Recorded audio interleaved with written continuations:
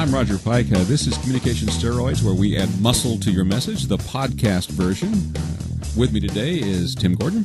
Hey, Roger. How you doing today? It is a great day, and one of the reasons it's a great day is because we're going to talk about a subject that is extremely important. And remember, a great deal more information is available on this subject when you buy the long version of our program. This is the podcast version. And where do they find that, by the way? Well, on our website, of course.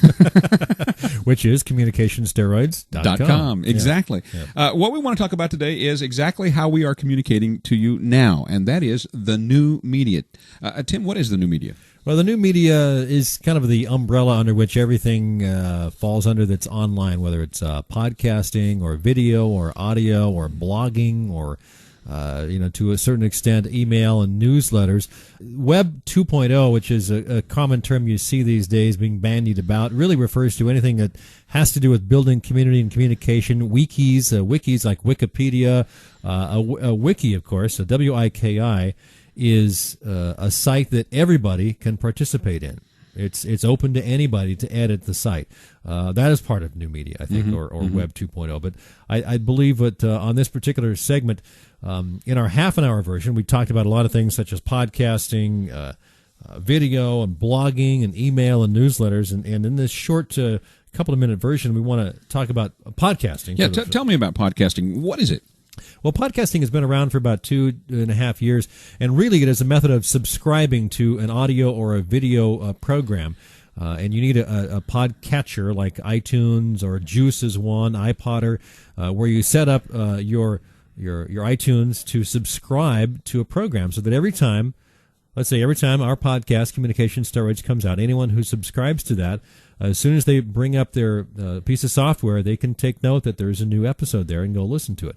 It releases you from having to contact them every time to let them know that it's out there, or for them having to come to your website and hunt it down. What is the objective of podcasting? Why do people do it? I mean, we're doing it right now, and it has been the way that we launched our business. Well, the objective of podcasting, there are a number of objectives to podcasting, and there are a lot of different ways you can use it. But basically, it's another arrow in your marketing quiver, as it were. It's a tool that you can use to help brand your company, to help generate leads. It can help build a following. It certainly can build credibility. It establishes you as a leader in your field. It establishes your credentials. You can do a lot of things. You can spread information around about, let's say you've got a CEO that's delivered a speech, a keynote speech at a trade show, conference. You can record that and put that on your podcast or a portion of it so that people that were not able to go to that conference can hear that information. And, of course, you can use it as a teaser for your long version of your program. That's actually being done more and more, and I thought of this a few years ago, thought I need to do this, and now that we're doing that, it's kind of funny. I see that out there a lot.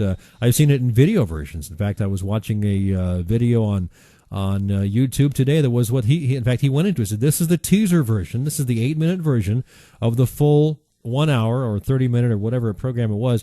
If you want to catch the whole thing, you've got to join my membership site. But in the teaser version, you do give out pertinent information. You're not just pitching something, because people won't go for that.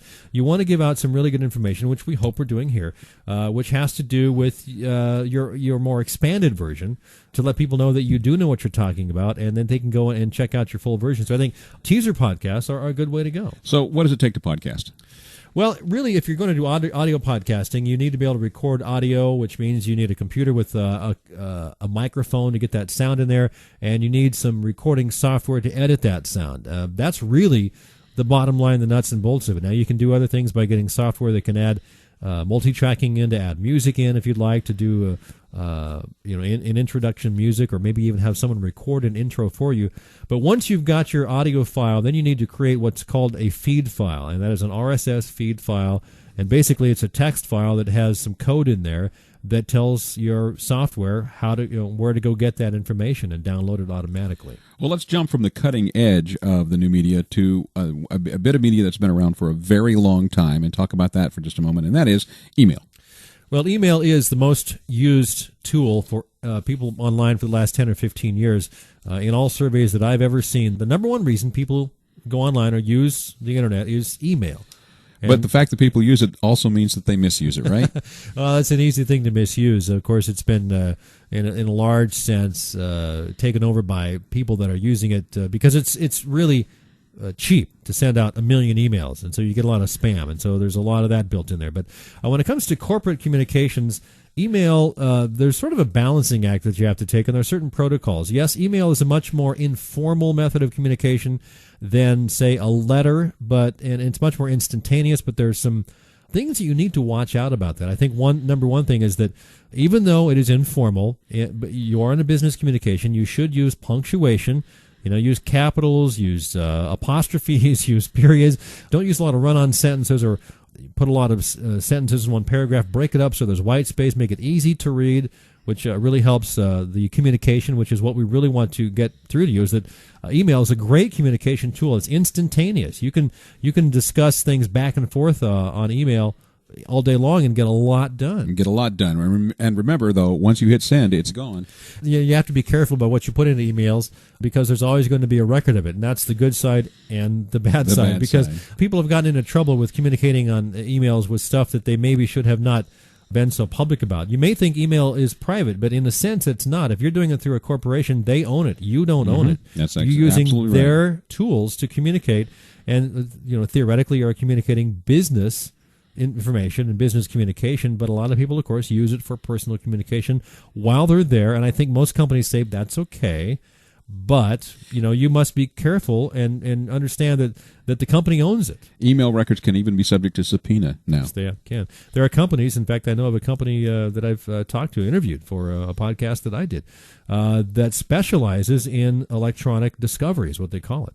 And they can go through and search hard drives and servers and archive all of this stuff that you may have thought was lost forever, but no, it actually they do this for corporations that may have gotten into trouble or some legal issue, and so this stuff can end up in court. Well, we're already going a couple of minutes beyond the time that we promised you in this little segment. Remember, this is the podcast version of the much longer version of Communication Steroids, where we add muscle to your message. With me today, Tim Gordon. Roger, it's been great to talk with folks about this, and I think they need to go and check out communicationsteroids.com. Exactly. I'm Roger Pike.